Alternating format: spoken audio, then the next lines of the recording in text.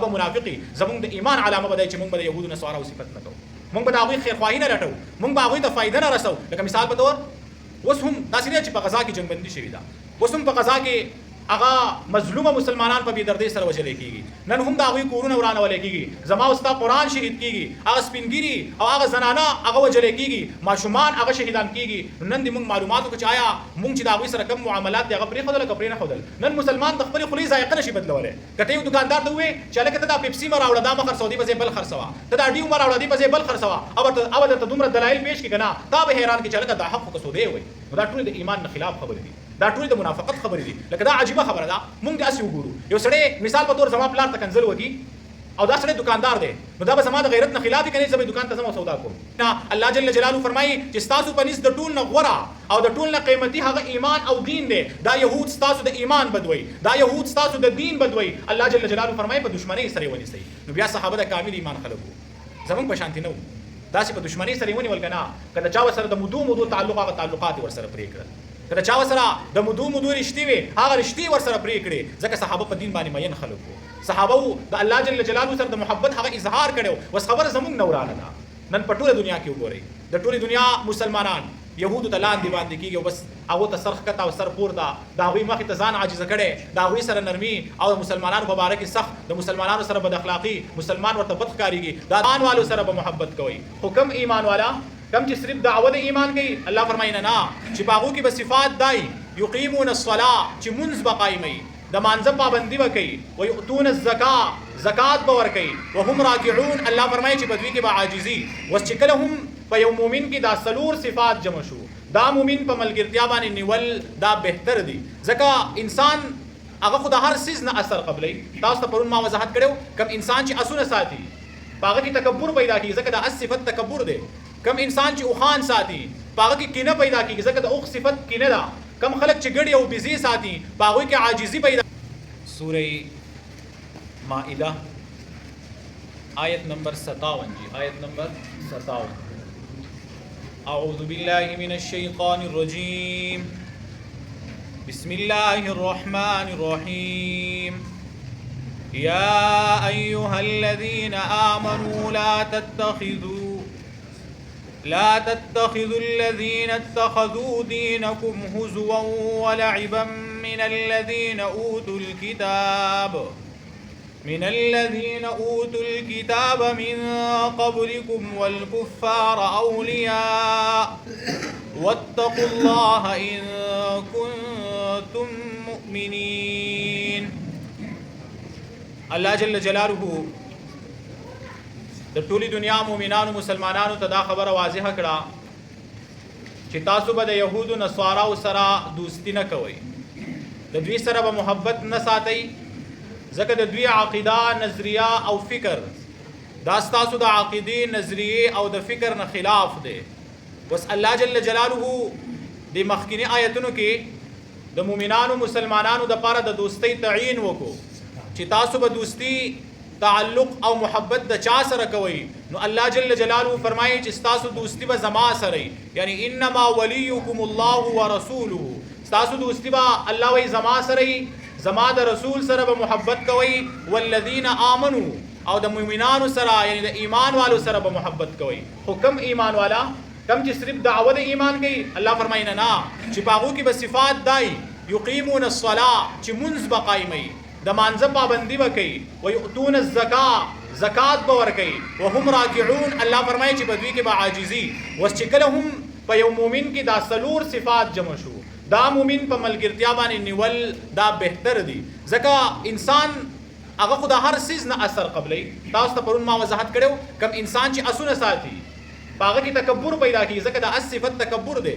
کم انسان چې اوښان ساتي په هغه کې کینه پیدا کېږي ځکه د اوښ صفت کینه ده کم خلک چې ګډې او بزې ساتي په هغوی کې عاجزي پیدا کېږي ځکه د ګډو بزو صفت هغه عاجزي ده نبی علیه السلام مبارک فرمایي المرء علی دین خلیله سړی د خپل ملګري په دین باندې ملګری دیندار دی به دینداري، ملګری بيدینه دی به بيدینه. یو سړی دی دا نه وایي زه به د بدو خلکو سره کینم، په بدو مجلسونو کې به ناسته کوم، زما ایمان او تقوا دا به باقي پاتې شي. نه، دا کېدی نشي. ځکه قرآن کې الله جل جلاله فرمایي یا ایها الذین آمنوا اتقوا الله وکونوا مع الصادقین. ایمان والو تقوا اختیار کې او د نیکانو خلکو سره کینئ. الله دا نه فرمایي چې ایمان والو تقوا اختیار کې او د بدعملو سره کینئ. نه، الله فرمایي ایمان والو تقوا اختیار کې د نیکانو خلکو سره کینئ. ځکه چې کله ایمان شته، تقوا شته، خو د نیکانو سره صحبت نشته، د نیکانو سره ناسته نشته، دا ایمان او تقوا باقی نه پاتې کیږي. نو الله جل جلاله مؤمنانو ته دا خبره واضحه کړه چې تاسو په ملګرتیا د هغه چا سره کوئ چې دا څلور صفات پکې ایمان دی،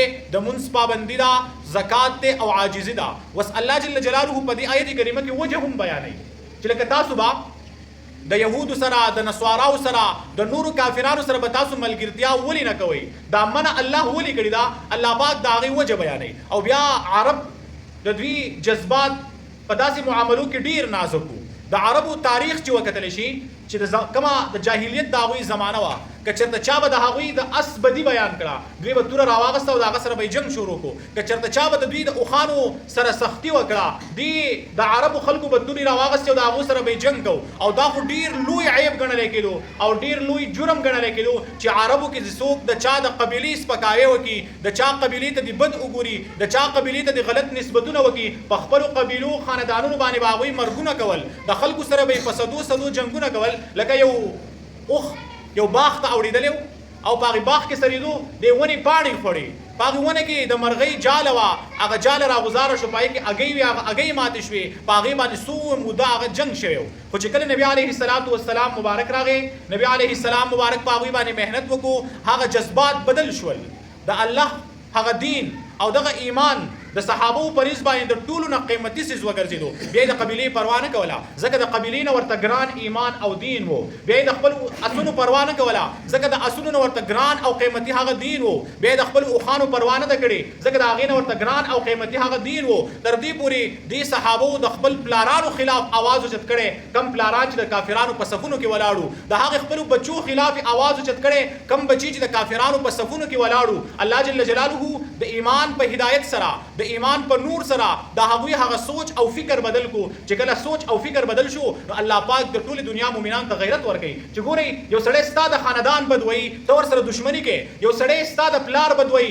ته ورسره دښمني کې، یو سړی ستا د اس بد وایي ته ورسره دښمني کې. الله جل جلاله فرمایي دا خو به ډېره نامناسبه خبره چې یو سړی زما بد وایي. لکه دې یهودیانو به دا خبره کوله چې الله پاک دا شوم دی،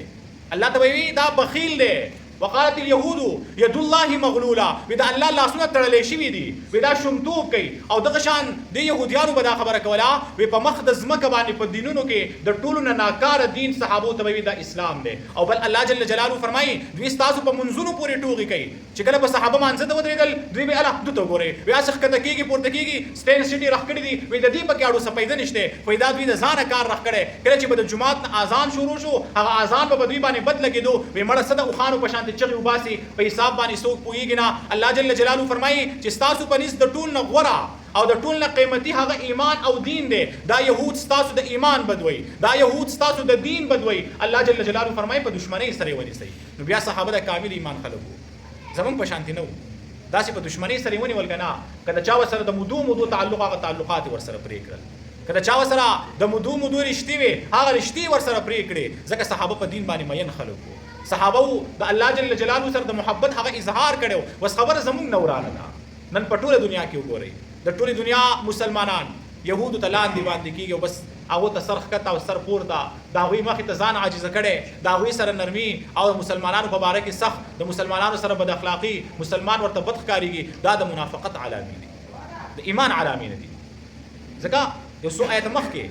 الله جل جلاله د مؤمنانو صفات ذکر کړل او الله جل جلاله د ایمان په ایمان باندې استقامت د لپاره علامې ذکر کړي چې کم سړی په ایمان باندې استقامت غواړي، کم سړی په دنیا کې په ایمان سره ژوند تیرول غواړي، کم سړی د دنیا نه په ایمان سره تلل غواړي. الله فرمایي اذلة علی المؤمنین، دی به د مؤمنانو په باره کې ډېر نرم وي. عزة علی الکافرین، الله فرمایي د کافرانو په باره کې به ډېر سخت دي. یجاهدون فی سبیل الله، الله فرمایي دی به جهاد کوي. ولا یخافون لومة لائم، الله فرمایي د چا پروا به نه کوي چې خلک بسوي، نه د دې خبرو پروا به نه کوي. نو الله جل جلاله اولنۍ وجه دا ذکر کړه چې د یهودو سره به ملګرتیا ځکه نه کوئ ځکه چې دوی ستاسو په دین پورې پوهې کوي او نن تاسو ګورئ کوي که نه کوي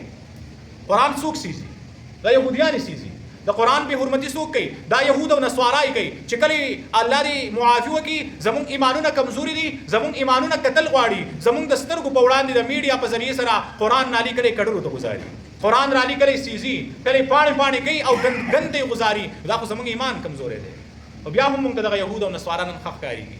او موږ وایو نه چې د دوی سره تعلق ونه ساتي د ولږې نه به مړه شو او که د دوی سره تعلق ونه ساتو معیشت به یو برباد شي او که د دوی سره تعلق ونه ساتو د دنیا دشمنان به موږ خاورې یېرېږي الله جل جلاله فرمایي د ایمان والا نظر به صرف زما په ذات باندې ایمان والا به په دغې خبرو باندې نظر نه ساتي ایمان والا به په هغه خبره باندې عمل کوي کومه خبره چې رب العالمین ذکر کوي نو الله جل جلاله د یهودیانو نصواراو او د ټولې دنیا د کافرانو د دوستۍ نه منع کوي چې تاسو به دوی سره مینه محبت نه کوئ او الله فرمایي که وکئ هم زما خو څه نقصان نشته الله تاسو به لرې کوم ستاسو په ځای به نور خلک راولم داسې خلک به راولم الله فرمایي چې زه به د هغوی سره محبت کوم هغوی به زما سره محبت کوي خو نقصان به زمونږ وشي نو موږ دې کوشش کوو چې د قرآن آیتونه اورو په دې باندې دې عمل کوو او عمل بدای چې په دې خبرو باندې موږ خپل ژوند تېرو که یو سړی موږ ته ډېر د یهودو نصواراو صفت وکړي ځان له دې کوي ابه منافقي زموږ د ایمان علامه بدای چې موږ به د یهودو نصواراو صفت نه کوو موږ به د هغوی خیرخواهي نه لټوو موږ به هغوی ته فایده نه رسوو لکه مثال په طور اوس هم داسې نه چې په غزا کې جنګبندي شوې ده اوس هم په غزا کې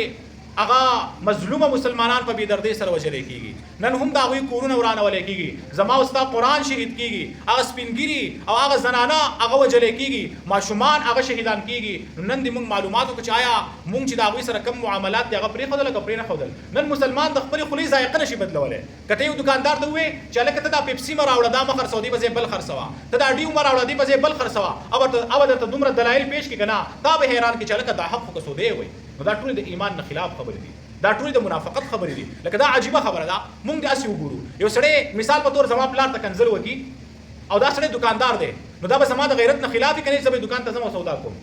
خلاف به یې که به نه دا د غیرت نه خلاف خبره ده اوس هغه یهود لګیا دي د ټولې دنیا د مسلمانانو سره دښمني کوي او بیا ښکاره په غزا کې به مسلمانانو باندې بمان ورئ او موږ ځو هغو ته چانده جمع کوو د هغوی سودا اخلو که نه هغوی ته چانده جمع کوو چې دا والی په دې دا ګټه رااخلئ او په دې باندې د غزا مسلمانان ولئ تاسو ته معاملاتو په باره کې ما 4-5 ورځې مخکې حکم ذکر کړی و چې مفتي شفیع رحمت الله علیه فرمایي د یهودو نصواراو د کافرانو سره به په هغه صورت کې معاملات نه کولی کېږي کله چې د دوی په دې تجارت کې کومه ګټه کېږي یا د دوی سره په دې معاملاتو کې دوی ته کومه فایده میلاویږي دا چې براهي راست د مسلمانانو خلاف استعمالیږي د دوی سره معاملات کول بیا جایز دي نو الله جل جلاله فرمایي چې تاسو په خپل قام قبیله باندې ننګ او غیرت کوئ تاسو په خپل پښتو باندې ننګ او غیرت کوئ الله فرمایي زما دپاره هم لږ غیرت وکړئ په دین باندې هم لږ غیرت وکړئ ځکه دوی د دین پورې ټوغې او پیشاړې کوي نو الله فرمایي په دشمنۍ سره ونیسئ الله دې عمل کولو توفیق راکړي یا ایها الذین آمنوا ای د ایمان خاوندانو لا تتخذوا تاسو منیسئ الذین هغه کسان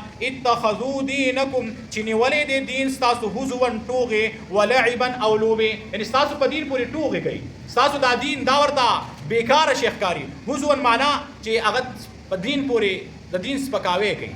او په دین پورې مذاق کوي او لعبا چې دا دین ورته هسې بې فایدې کار ښکاري د ماشومانو غونته کې لوبې ورته ښکاري چې وایي د دې هېڅ فایده هم نشته دا هېڅ فایده هم نه ورکوي من الذین د هغې کسانو نه اوتو الکتاب چې ورکړی شوی دی ورته کتاب من قبلکم مخکې ستاسو نه والکفار او نور کافرانو سره هم اولیاء دوستانه یعنې نور کافران هم په دوستۍ سره منیسئ دلته یهود نصوارا هم ذکر کړل خو د هغې نه علاوه دا نور کافران هم ذکر کړل لکه هندوان شول مجوسیان شول آتشپرش شول دا څومره نور کافران چې دي واتقوا الله او ویریږئ د الله نه ان کنتم مؤمنین که چېرته تاسو رښتونې مؤمنان یئ یعنې الله وایي که تاسو رښتونې مؤمنان یئ نو بیا ځان د دغې خبرو نه وساتئ دا کومې چې مې ذکر کړي چې یهودو نصواراو کافرانو سره دوستي مه کوئ بیا ورته وکړي یا ایها الذین آمنوا ای د ایمان خاوندانو لا تتخذوا تاسو منیسئ الذین هغه کسان اتخذوا چې نیولې د دینکم دین ستاسو هزوا ټوغې ولعبا او لوبې یعنې پسې منیسئ په دوستۍ سره منیسئ دوستي ورسره مه کوئ من الذین د هغې کسانو نه اوتو الکتاب چې ورکړی شوی دی ورته کتاب من قبلکم مخکې ستاسو نه والکفار او نور کافرانو لره اولیاء دوستان واتقوا الله او ویریږئ د الله نه ان کنتم مؤمنین که چېرته تاسو رښتونې مؤمنان الله دې عمل کولو توفیق راکړي